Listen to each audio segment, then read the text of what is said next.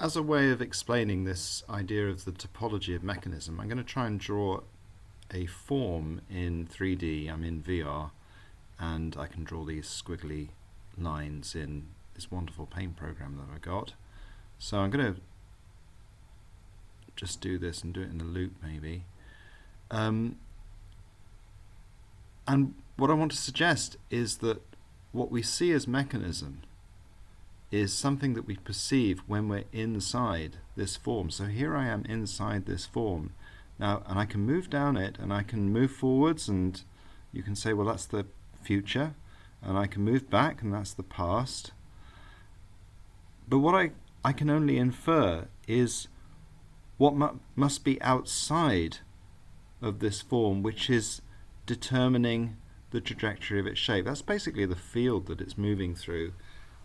And you can sort of draw arrows and some idea of what that field might be like. So here we go. I'm going to, and it will be in 3 dimensions. We can't see this because we're in the tube, but everything else, the direction, the trajectory that we're taking, is influenced by whatever the field is that we're kind of swimming in.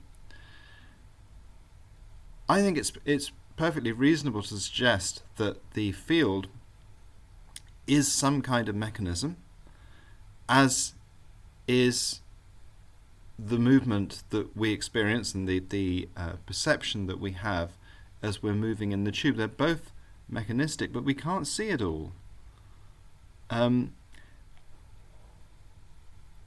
So as I sort of, I'm playing with this and just trying to sort of think, what is the experience of moving in this thing, of being subject to what are mechanistic forces, but I can't perceive them.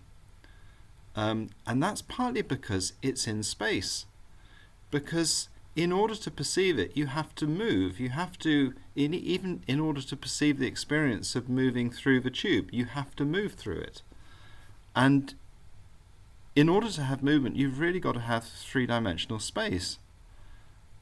Now, that might not be 3 dimensions as we understand them in our own sort of physical embodied experience. It might be a different kind of dimensionality. It might be different kind of topology, but you need to move through it. Now, the question, I think, is whether the movement in space precedes our reasoning about mechanism. So when, for example, Lou says that mechanism is an activated formal system, I think the question is whether our apprehension of a formal system is secondary to the process or the experience of movement through that system or through a system.